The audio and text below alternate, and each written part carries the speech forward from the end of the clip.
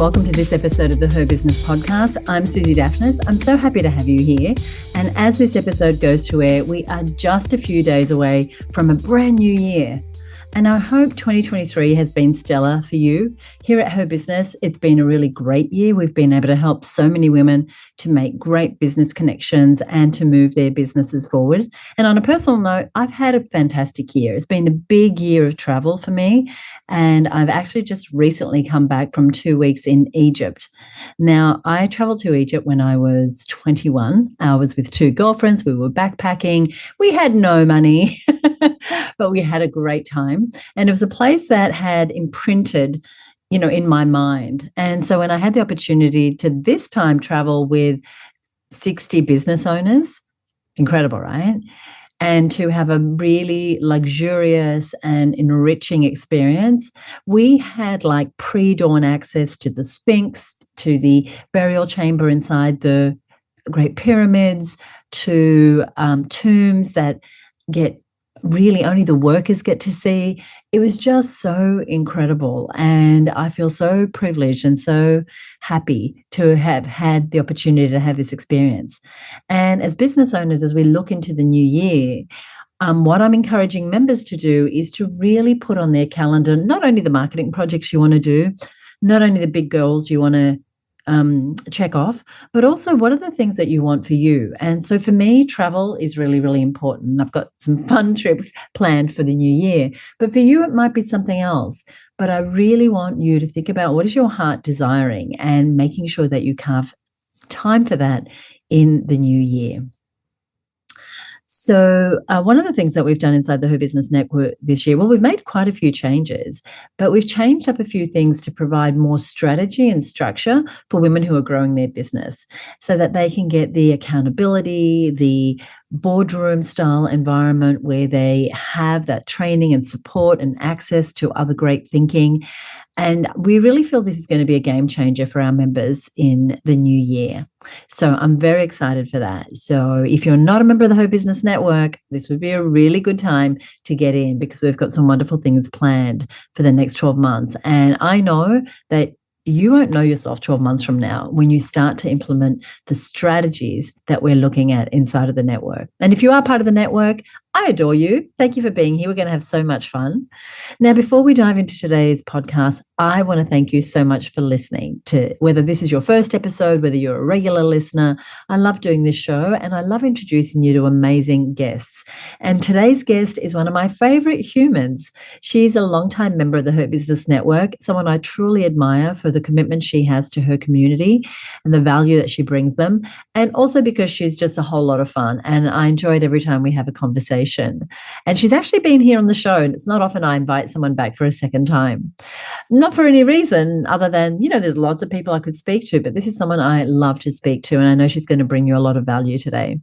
My guest is the wonderful Belinda Weaver of Copyright Matters, and she's a master at helping entrepreneurs and copywriters grow profitable, sustainable businesses through effective communication. So if you're a business owner struggling to stand out from the crowd and you want to find more of your ideal clients, then this episode is for you because we're going to be talking about how to embrace your uniqueness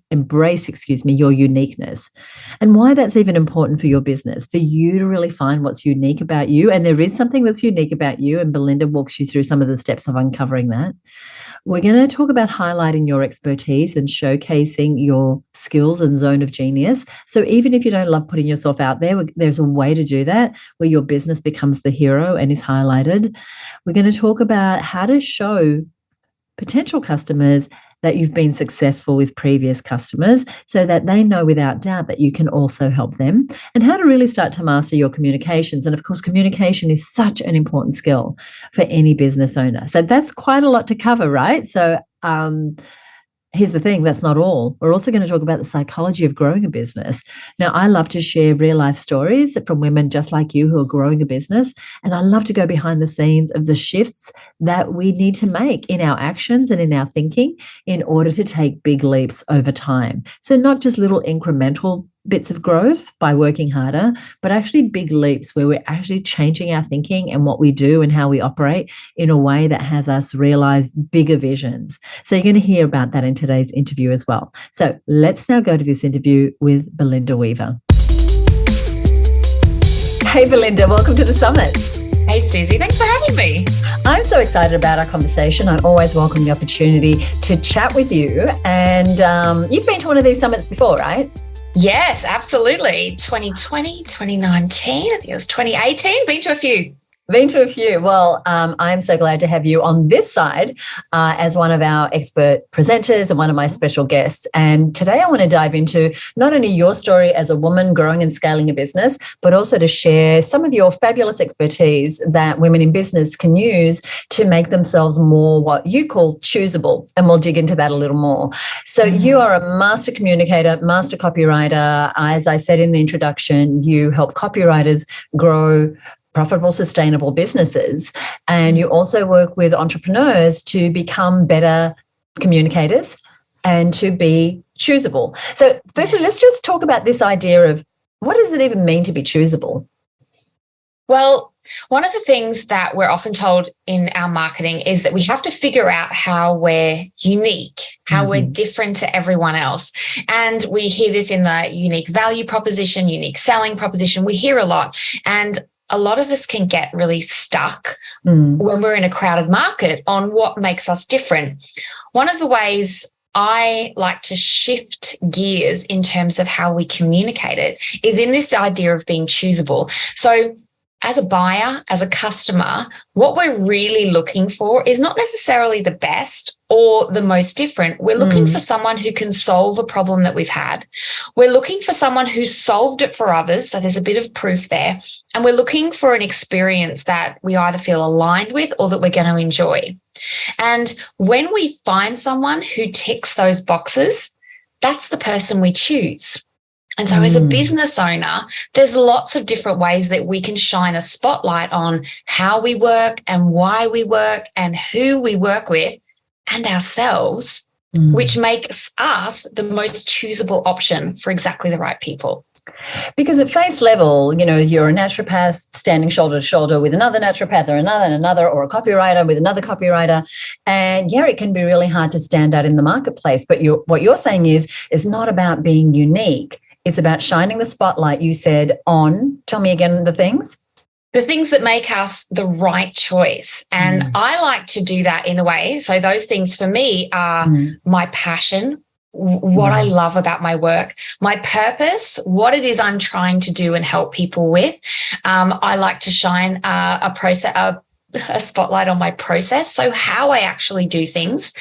And then I like to shine a spotlight on the proof. So who else I've worked with, and then, of course, my personality. And so when we think about our marketing and we're like, oh, these are like 5 different things that I can talk about that really showcase the awesome work I'm doing. And it doesn't mean I have to feel stuck about what makes me completely different to everyone else in the market, because we can be just the right choice for our ideal audience without being drastically different in the marketplace. Well, any one of those 5 things, nuanced, sort of separates you from the rest. And so you said passion, purpose, process, proof, and personality. Now, let's use proof as an example. What does that mean and what does that look like as far as me using it as a way to be more choosable? So when we're shopping around, we want to see ourselves reflected back in the kind of people a business works with. That's testimonials. That's text testimonials, video testimonials, people using the product. But it's not just our social proof, which is incredibly powerful. It's also proof that what we do works. And so there's lots of different ways that we can showcase in our marketing, but I think testimonials are the easy win. And the point of friction is that a lot of people go, oh, it's bragging. I don't want to show off, but it's really important for me to see your product and service working for people like me, because that's what makes it feel like a safer choice. So there's a really practical application, like our stories, what people say about us. What about personality? I know for me, there's been times where I've struggled with just how much personality I put out there And I've even censored myself a little bit. Like, you know me pretty well. We've known each other for years. And more, I feel like I'm coming into my own with sharing my personality, but I haven't always known just how much to inject. How do you approach it? Yeah, it's a really good question, because this is actually the area that most business owners shy away from, because we're like, well, I can share my process and I can talk about why and I can share proof. That's easy. But, oh, you want me to really show myself? I think the first point of resistance is no one wants to know about me. So that's something we have to get out of our way. And then, as you said, what do I talk about? Because it's not about photographing your lunch and showcasing that. But, we want to give people some, I call them like Velcro hooks. Because when Velcro pieces come together, they're really sticky. So for me, I think of like 3 or 4 topics that I can talk about from my personal life that showcase different parts of my personality. So for me, one of them is my dog. So animals are always a great choice because it's like a beacon for other animals. My pug Fenris is one. My kids, and I don't necessarily share their names or lots of photos of them, but I talk about my life as a mum, my life as a business owner, things I'm doing with my family, because again, that's a connection point that a lot of the copywriters I work with are also mums. They're also parents. Right. So we have something in common now. The other things I talk about are Doctor Who a lot. And so again, Doctor Who. But again, that's just a little thing that other Whovians go, oh, we have that in common. And all of these kind of things, when I'm looking at a business that has the same price, the same amount of proof, has the passion, like the personality, all that kind of stuff there. And then I'm looking at another business who seems to tick a lot of the same boxes. I will choose the business that I feel more aligned with, either from a values point of view, or I'll choose the business owner that I feel I have something in common with. And if you don't have core values that are part of your company ethos, which are really important to have, it can be something like, I have a pug too, or I love Doctor Who too. And I've had a lot of conversations with people who have been in my membership for many, many years that have started based on a common interest that we had. I love that, because we can really trivialize it. Like, a couple of things that are possible connection points for me is that I like to exercise, and I especially like to run. And also I'm like an avid reader. And there was something else. I love Prince. These are things that you probably know about me because you've known me for years. But sometimes I felt like, oh gosh, am I going to talk about that again? I should, espouse more business knowledge. But it's just finding that balance, isn't it, of just being personable. And like you said, it's not about disclosing our deep, dark secrets, but just finding ways to bring people into our lives in a way that they're connecting with us. Yeah, exactly. And it's just having that moment where someone can be looking at our social media feed or reading our emails and go, a little bit alike. I think we share the same outlook on life, and that is a really powerful connection point. And in terms of being unique, it's our personality. That's actually where our uniqueness comes in. But it's much easier in our marketing if we're also shining a spotlight on those other parts of what makes us choosable, because what we're also doing is making rational and emotional decisions. We'll make a decision based on someone we like, but we'll want to wrap it around these really rational elements of, well, there was lots of proof, there was a strong process, the price was right, they're really good at what they do. But it might come down to the fact that you have a pug and I have a pug, and I think we're going to get on together. I love that. And I love how you brought back those other parts, because one part that I think, as well as the proof, that really sort of grounds who you are and your experience and how you can help people is the process. And so we may not think that we have a process. So would you speak a little into that idea of sharing our process? Yes, because we all do. It's how we work. And it could be from how we create our product. Like, why do we choose the ingredients? How are they put together? Where is it packaged? Where is it manufactured? What are the steps that are taken through to like a service-based business where we're like, what's the first step after a customer says yes to us? Well, we might have a briefing meeting, and there might be an invoice step, and then we do this. And there's always a sequence. And when we have a process, it gives people a sense of safety because it tells them that we're not making it up as we go along. We are following repeatable steps that leads to hopefully maybe a guaranteed outcome. And so there's this sense of safety that happens when we talk about how we work and the steps that will roll out. And again, if I have to choose between someone who says this is the 5-step process that will lead to your outcome versus a business who makes it look a bit too much of a mystery, I'm going to go with certainty. And it gives us so much stuff to talk about in our marketing. I love that. And I know that we've certainly over the years developed models and frameworks that they kind of become the foundation of the organization, and we can speak to them. They show up in our marketing. It's how we deliver results. And so if you're watching and listening and thinking, well, I don't know that I've got a process, you have a process. It just may not be fully developed. It may not be fully transparent. You may need to go out into the future of where you've got the result and go, well, what happened just before that? What happened just before that? What did I do just before that? And start to map out this process and give it some life. I'm going to switch the focus, the spotlight on you. I want to talk about you and your business. You're an established business owner. How many years now? 13 since I went full time. Wow. Doesn't that go fast? It does. Oh my gosh. Take yourself back to when you hit that first $100,000 in revenue. And that point comes for some of us really quickly, for some of us not so quickly. What did it feel like to hit that particular milestone? This is such a funny one because I didn't notice it at the time. Oh, wow. Okay. It was in my first couple of years. And I think the reason I only noticed it in hindsight when I was doing some kind of revenue tracking over the years is that firstly, I wasn't tracking my financials very well. Don't tell PJ. But I couldn't have told you. PJ is my partner. If you don't know PJ, yes. PJ is my partner. He's very big on tracking and measuring and systems and money. And he's really helped me, really bring that into my weekly focus of my business. So I couldn't have told you how much money I was earning or not at any given time. So that's why I didn't notice. But it also wasn't really a goal of mine. I don't think, looking back 13 years, talking about a 6-figure business didn't have the kind of airtime that it has these days. And so it wasn't something top of mind. I was trying not to fail.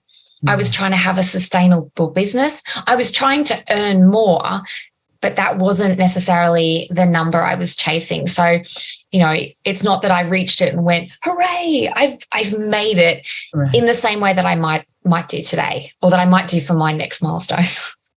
And you've had sort of ebbs and flows in the business. You're growing a business and then you had the first child and then you're growing the business and you had the second child. You've moved overseas. Yes. You live in California, even though we can hear your Aussie accent, and I'm so glad you've retained it. Of course. Can take the girl out of Australia soon. Now you're on track to reach $200,000 in your business. Having said what you just said, how will hitting that financial milestone be different than the first that you kind of missed, but it happened? Yeah. So I've actually, I hit 100,000 and then had my first child, and it just dipped as I had no time. And then I built it up again, hit it a second child, it dipped. And then I've reached it a third time. But in reaching it a third time, I've gone, it's not the number. I need to be looking at actually other metrics of my success. Okay. That said, I've always found 200,000. That seemed so far off. And so now I'm actually I was checking my finances the other day and I was like, I think it's not far off. I don't think that is far off. And I was actually asking myself, like, how is that going to feel? What will it change? And I think a part of me will say, you're legit now, which I think has the same of that 6-figure. Like you're a real adult business owner now. This is not a fluke. You know what you're doing. You're actually doing the work. and you're real. But I also think that once I reach that number, and I don't want to do this, and I'm really guarding myself against it, is that I will go, oh, well, that's actually what's going to happen when you hit 500,000. Right. And that's the dangerous bit, is when we just move the number. Right. Without stopping to pause and, really anchor that feeling. And I think that, that a friend of mine calls it overrunning your goals. And I think it is important for us to stop and say, this was the goal, this was the line in the sand, and really kind of celebrate that win, and then set the goalposts wherever they are. But have the joy, have the celebration of having reached that milestone. I think it's only natural for us to then go, okay, next. Yeah. But as far as how you feel, how do you bring that joy into getting that milestone, the first one? A friend of mine buys herself something nice. Like she has the $100,000 necklace. She a $200,000 pair of earrings. It didn't cost her that much, but that's what she bought herself. I love it. to celebrate. And so she has this really visual element to reminding herself that she got to a thing. So I'm actually thinking of a $200,000 thing that I can go, I reached that goal, and it felt so far off. I love that idea. Do you think it'll be something personal? Or do you think like going on a hike or doing something? Because I know you love to be outdoors. I do. But I think I'll want something I can see. I think, and I'm thinking of maybe even a piece of jewelry to go, when I put this on, I am celebrating myself for reaching that goal, even though I've now set another goal. So I want to do that, because I think, as you said, celebrating that moment and just breathing it in without running roughshod over the work that's being done is really important. Because it's my goal. It's not. So many people, we always see posts of like how I got to my first million or whatever it is. And it's very easy to start comparing our journey to someone else's. And that's why that moment of like, no, I did it. I got here, and this was an important goal for me that I'm just going to recognize and celebrate. I love it. Tell me, what strategies do you feel have contributed most to the growth success that you've had? I've definitely started, I think, really growing when I started getting out of my own way. And I did that by definitely outsourcing more.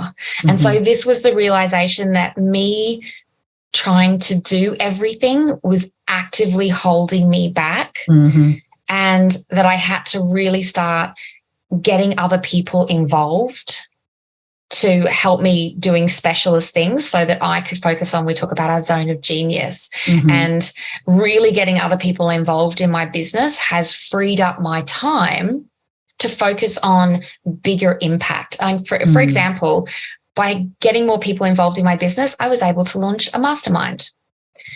Wow. And I've wanted to do that for a long time. That's a big rock that I didn't have time for because I was faffing around with things I should have been outsourcing. So that's one.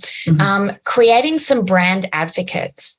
And so I have played a little bit with affiliates, and it's something in my horizon again, but I know that the copywriters in my Confident Copywriting membership and the copywriters who do my programs, they are actively out there spreading the good word of the work we're doing together. And that, I think, has really contributed because they are showing up in places that I'm not. Right. And they are telling great stories about me and my skills and my experience and the results they've achieved with me. And that's completely unprompted. And so one of the things I want to do is I want to harness that more. Right. But I think that's a really proactive part of growth, my growth. And the third one is just consistent effort. It's showing Talk to me about that. And doing the work. And it's, a lot of people go, oh, I don't really like marketing. And, and they stop doing it and the work dries up, whether it's a service-based business or products. And it's less about the hours that you put in and more about putting in consistent effort to nurture relationships, to publish marketing, to ask for sales, to create new things. It's showing a sort of diligence and drive to keep moving forward and not give up. And I think consistent effort is one of the most underrated kind of hacks of success, where sometimes you just have to be the last woman standing because everyone else has given up. Right. I've seen that a lot. Yeah. In the coming up to, it's 28 years, like next week or something, that I've been running this organization, and I'm still here, and almost on an annual basis, probably more often, you see new people pop up. But that stick-with-itness, that consistency of there's a newsletter every week, there's a podcast every, whatever that is, there's consistent outreach. That takes grit. And in the business owners that I see who succeed long-term, grit and consistency, they kind of go hand in hand. Their stick-with-itness. You mentioned earlier your reasonably newfound interest in metrics. What do you measure that's meaningful for you, whether it's egoic or whether it's related to bottom line results or it's something in your sales and marketing? What do you measure? I measure, rather than revenue, like I am looking at how much is coming into the business, but I started working with a bookkeeper who creates a dashboard and gives me percentages. Yeah. So now I'm looking at the percentage of profit, the percentage of labor, the percentage of operating costs, because those metrics tell me how efficient my business is. So rather than just looking at how much money I'm taking out or how much is coming in, I'm dialing into some efficiency around those percentages. So that's kind of the money stuff. I measure the retention rate in my membership. Right. How many people are sticking around? And I'm really delighted to I've just written a series of love notes to members. I just call them love notes when I write them a note and celebrate an anniversary. And some of my members have been in my group for 6 years. And I think that's great. So I pay attention to that, because am I delivering on the promise, and are people staying around?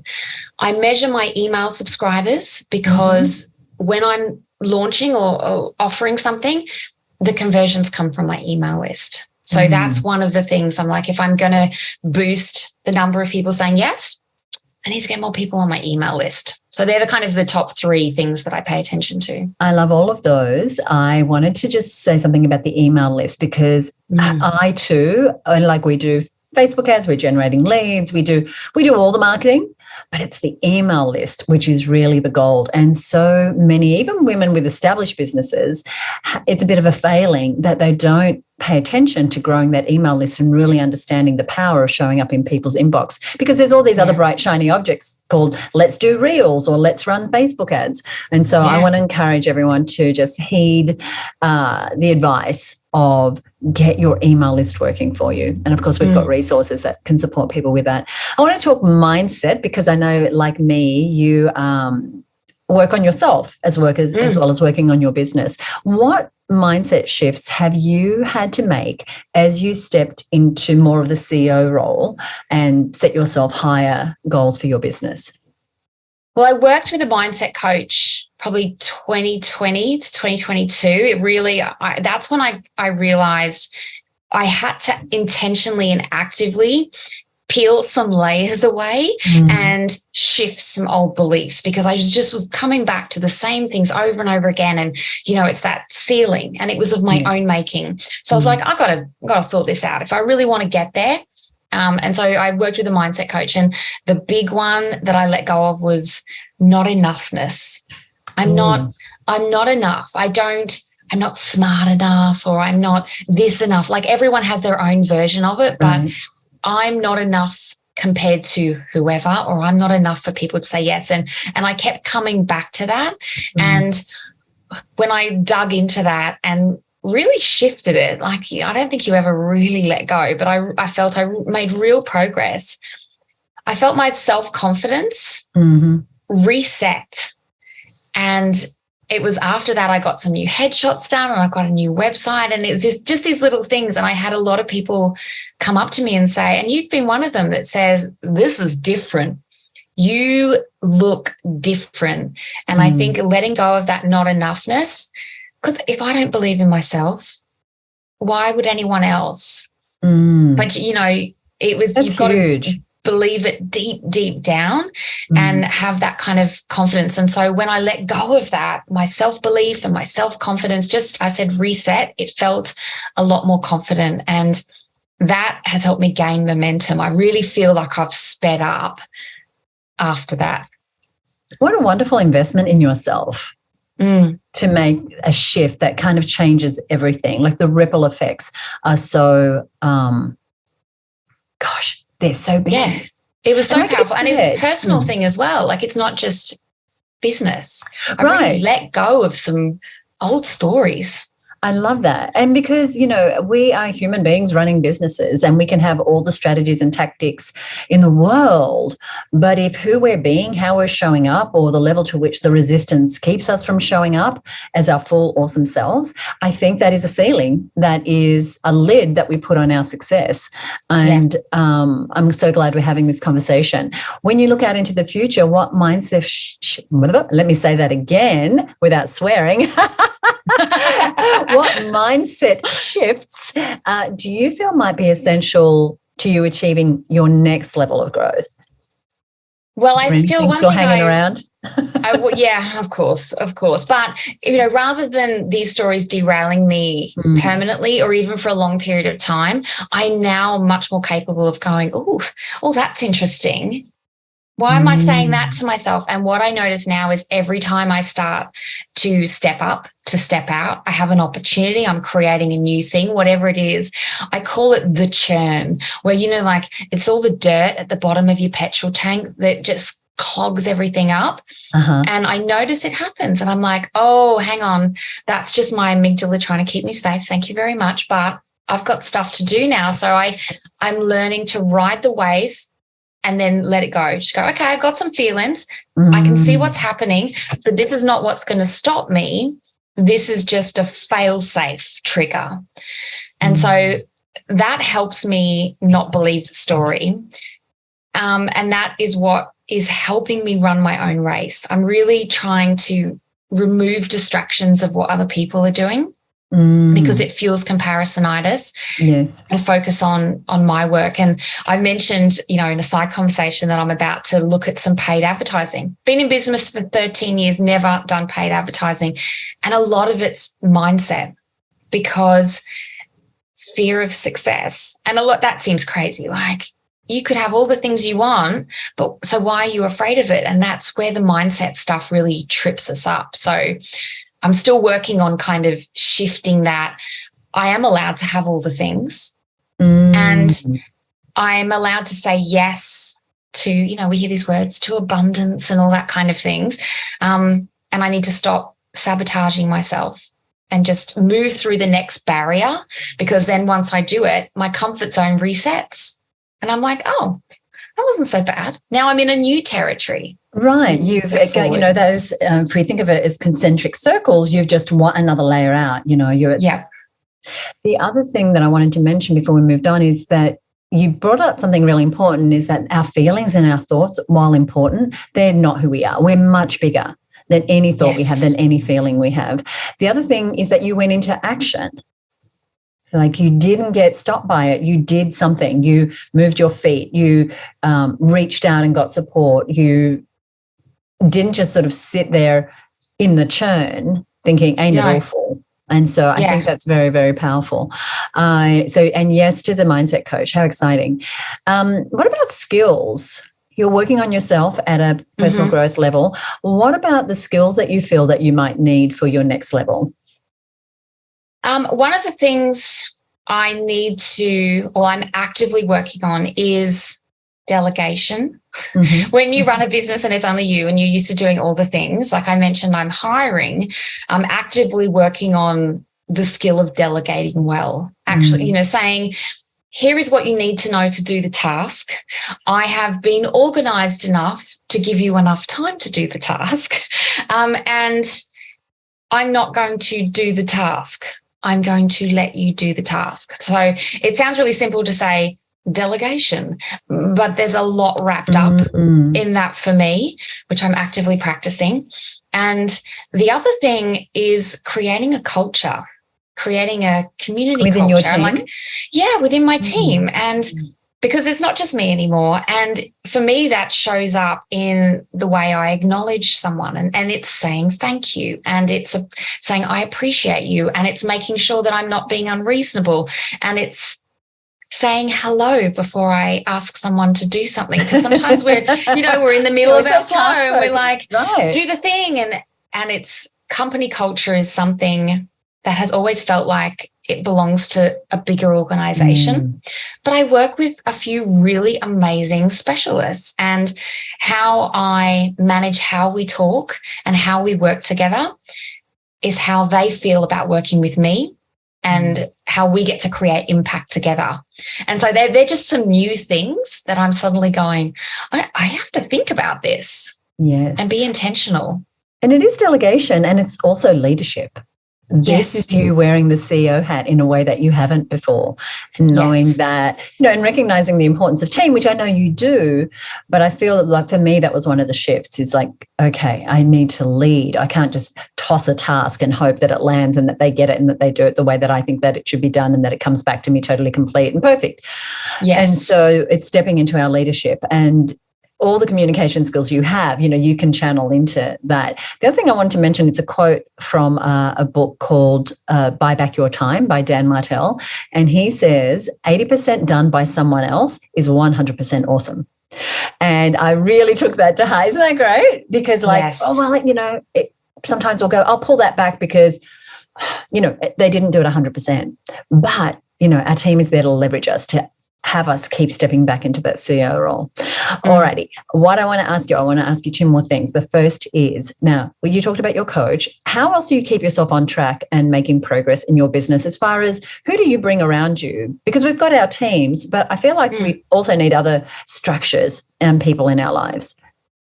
Well, I have to HerBusiness, obviously. I've been a member for a long time now. And what I love about it is that there's this idea of the spiral of learning. So every time, rather than following linear steps out or up or whatever, we have to keep kind of looping back to some of these foundational concepts. And every time we loop back to it, we're different. We've grown. Yes. And so all the growth zones I find really powerful, because each time it comes up, I'm further along. I have more experience. I have a team. I'm a different person. And so it's very easy to be like, oh, I know all this stuff. And it's like, no, I don't, because I'm going deeper and deeper each time. And so that's a continual, the gift that keeps on giving for me.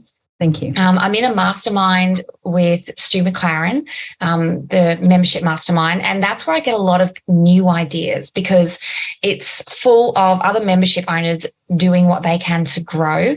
And it's such a generous community in terms of ideas sharing. There are some spaces that it's like, don't look at my work. I'm doing something. I don't want you to copy. But I love being in spaces where people show up and say, I did this thing and it worked. Here's exactly how you can do it. And so I get a lot of new ideas to try there. I'm also in some accountability groups, just little self-put together groups. And what I love about those is that it shifts me from being in big rooms with big ideas to being in small rooms with like-minded people who are going, well, how are you going to do that? And how did that work? And I find the smaller space conversations really, really helpful, not only in terms of mindset, but just kind of making progress, because sometimes it's easy to disconnect when you're in a big group. And so the more you can be connected in small groups, I think that's how I keep implementing. I love that you have these different types of connections, these different types of groups. On the small group inside of HerBusiness, we have our accountability groups, which are groups of 5 or 6 people. And it's specifically for the reason you said, because you can belong to a big community and there's great fun and joy in that, and in the collaborations and the sharing.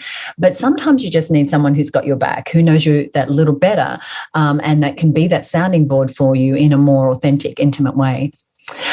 Absolutely. I want to ask you something related to something that is our tagline. So at HerBusiness, our tagline, as I know you know, is do what you love every day. What does that look like for you in your business? Well, for me, that looks like teaching copywriters how to write. I mean, the nuts and bolts of writing. I'm running my copywriting incubator program right now for new copywriters. And in our last call, we were talking about, as a copywriter, you are the conductor, in that you're not just putting a strong message together. The way you put sounds together and the way you use punctuation and the lengths of your sentence creates a rhythm and an energy. And it's up to you to slow a reader down and then speed them up and bring them to an idea. And I love, like, that's when I get nerdy about writing, because I love that. And if you're a bookworm, I got goosebumps. That's awesome. You know, when you read a good book, yes, and you're just like, oh, that was magical. And so that's what I love. That I really love those moments. I love mentoring copywriters and, you know, being part of their aha moments. That's like my morning meth. I love that feeling of just going, oh, I helped someone have a moment that shifted their perspective.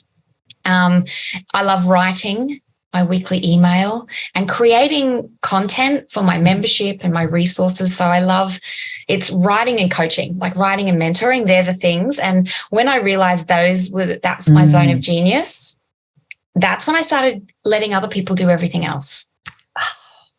I love that you said that. And look how lit up you are as you talk about those things. But just what you said, the minute that we can connect to, and because they're also your zone of genius, going back to what you said earlier. And so then when we can tap into doing every day, what is our zone of genius? Like you said, we're a little more willing to go, okay, you take that, because you can do a good job at that. And you can be as passionate about that as I am about doing this. So good. Belinda, thank you so much for joining us. Oh, thank you for asking me. It's always, I love talking to you, Susie, but it's really juicy, the stuff that you asked me. And I'm so glad we got to have it, because I think so many, we can look at successful business women and be like, they have something that I don't. And we don't see the work that goes in to getting there. Yeah. 13-year overnight success. I know. That's right. I'm so lucky. I know. I'm a 28-year overnight success. Lots of love. Thank you. I hope you can see now why I say that Belinda is one of my favorite people. I always feel such joy when I speak with her. And in this conversation, we really learned from Belinda the importance of embracing our uniqueness, of highlighting our expertise actively, of cultivating authenticity and providing proof of the success that we can give our potential clients, and also really paying attention to our communication. And maybe that's one of your goals for the new year, is to become a better communicator across your marketing.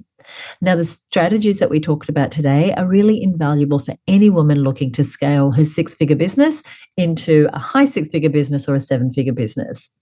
And we want to remember that success takes consistent effort and a mindset shift. Again and again, we don't just shift our mindset once, we keep shifting it over time as we take big leaps. And as Belinda emphasized, it's important to stay dedicated to nurturing your relationships, to being consistent in publishing great content, in asking for the sale, in creating offerings that are perfect for your ideal clients. And that's what we help women do inside the HerBusiness Network all year long. So if you're a member of the HerBusiness Network, then know that Belinda is part of your community. She has been for years, and know that she has wonderful offerings that you can tap into. If you're not a member of the HerBusiness Network, I encourage you to think about joining us, because we have some amazing plans ahead to help women grow and scale their 6-figure businesses into high 6-figure businesses and even 7-figure businesses by really looking at not only the professional growth, the business skills you need, the connections you need, but also the mindset and the internal work that we need to do as business owners. Plus, there's a whole lot of accountability and a whole lot of fun knowing that you're on this business journey with other business owners. Now, I want to highly recommend that you follow up with Belinda and you explore more of what she has available for you. She really is an expert at helping entrepreneurs stand out and attract more of their ideal clients. Now, I'm going to put a link in our show notes to Belinda's contact information. I'm going to put that over at herbusiness.com/246. That's herbusiness.com/246. Now, I highly recommend you sign up to her newsletter. Even if you're not a copywriter, if you write anything, emails, landing pages, customer service responses, any of that, you're going to love her tips and insights. So this is episode 246, as I said, and I'm excited about the episodes that we have coming up ahead. So I want to suggest that you click that follow button to subscribe to the show if you don't already subscribe, so that you get each episode as it's released. And I want to give a special shout out to listener Catherine Both today. And she has a business called wisdom. And she listened to an episode 205, right? So that's quite a while ago. It's 40 something episodes ago. And that was an episode where I interviewed my partner, PJ. We've been both business and relationship partners for over 30 years now. And recently he took a personal challenge, and that was to do an endurance event in Whistler in Canada. And in that episode, I interview him about what it took from a mindset perspective to do that sort of endurance event and how it relates to growing a business. And PJ and I have grown 5 7-figure businesses. So you get some really great insights. But this is what Catherine said. She said, "Thanks, Susie and PJ, for the incredibly inspirational episode 205 on the Her Business podcast. I'm about to start on my own Everest journey, and PJ's story about preparation, mindset, surrounding myself with people who support and cheer me on has resonated with me on so many levels. I cannot express how much inspiration I've taken from hearing you both speak this morning."